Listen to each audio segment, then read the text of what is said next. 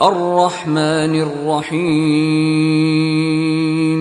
পবিত্র কোরআনের তৃতীয় আয়াত এটি, যার অর্থ দয়াময়, পরম দয়ালু, পরম করুণাময় এবং অতি দয়ালু। এই আয়াতের তাফসীর যদি আমরা তাফসীরে জাকারিয়া পড়ি তাহলে দেখতে পাই এখানে বলা হয়েছে যে রহমান রাহিম শব্দদ্বয়ের কারণে মূল আয়াতের অর্থ এই দাঁড়ায় যে আল্লাহ তাআলাই সমস্ত এবং সকল প্রকার প্রশংসার একচ্ছত্র অধিকারী, কেবল এই জন্য নয় যে তিনি রব্বুল আলামিন, বরং এই জন্যও যে তিনি আর রহমান এবং আর রাহিম। বিশ্বের সর্বত্র আল্লাহ তাআলার অপার অসীম দয়া ও অনুগ্রহ প্রতিনিয়ত পরিবেশিত হচ্ছে। প্রাকৃতিক জগতে যে নিঃসীম শান্তি, শৃঙ্খলা এবং সামঞ্জস্য বিরাজিত রয়েছে, তার একমাত্র কারণ হল আল্লাহর রহমত সব কিছুর উপর বর্ষিত হয়েছে। সকল সৃষ্টি আল্লাহর অনুগ্রহ লাভ করেছে। কাফির, মুশরিক, আল্লাহদ্রোহী, নাস্তিক বা মুনাফিক কাউকেও আল্লাহ তার রহমত থেকে বঞ্চিত করেননি। জীবন, জীবিকা এবং বৈষয়িক উন্নতিতে কারও অভাব রাখেননি।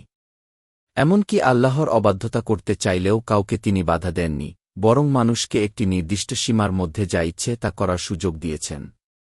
এই জগতে আল্লাহর এটাই নিয়ম। এ কারণেই আল্লাহ বলেছেন, আমার রহমত সব কিছুকে ব্যাপ্ত করেছে।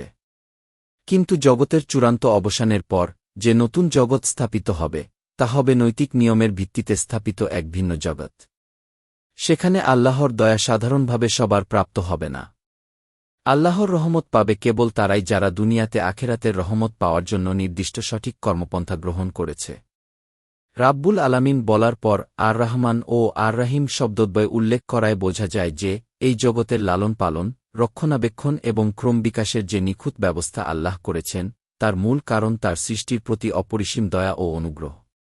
একইভাবে রাহমানের পর রাহিম উল্লেখ করে আল্লাহ এটা বোঝাতে চান যে দুনিয়াতে তার সাধারণ রহমত লাভ করে যেন কেউ বাড়াবাড়ি না করে বা আল্লাহ ও তার দিনকে ভুলে না যায়।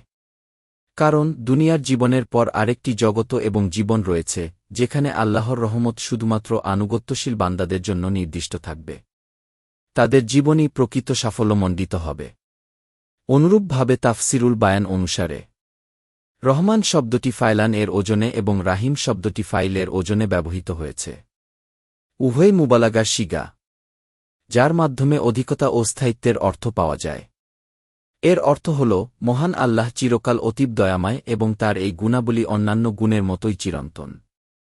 কিছু আলেম বলেছেন রাহিম এর তুলনায় রহমান এর মধ্যে মুবালাগা বা অতিরিক্ত রহমতের ভাগ বেশি রয়েছে। এ কারণেই বলা হয় রাহমানাদ দুনিয়া অলাখিরাহ, অর্থাৎ আল্লাহ দুনিয়া এবং আখিরাতে রহমত প্রদানকারী।